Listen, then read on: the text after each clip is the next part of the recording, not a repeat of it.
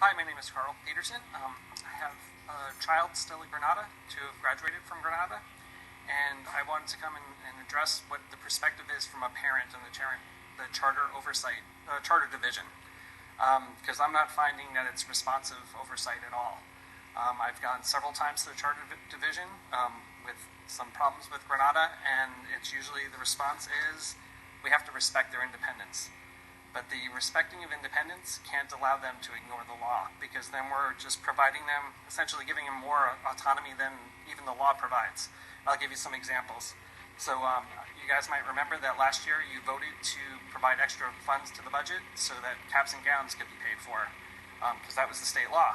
And the state superintendent said that that also applied to charter schools. Well, Granada charged up to $60 per student for caps and gowns.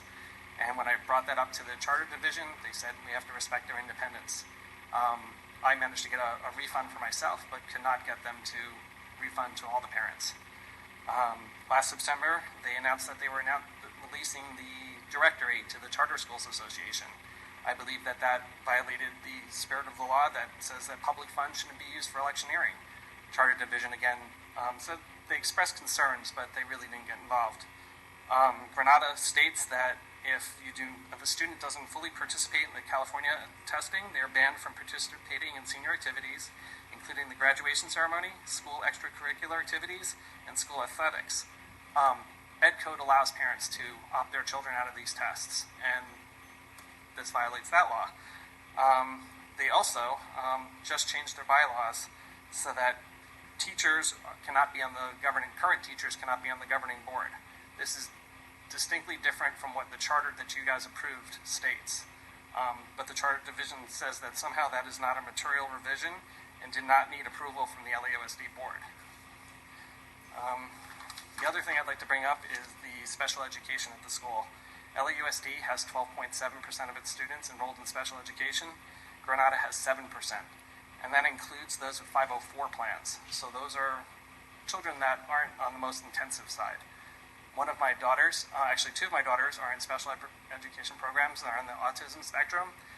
They weren't even offered Granada from the district. The district automatically puts them someplace else. On their IEP, it states that a different school is their home school.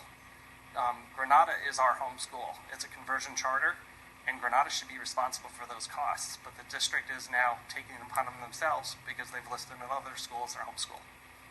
Thank you. Thank you. So, it looks like we don't have anybody from the Charter School Division here. But we do have Greg McNair.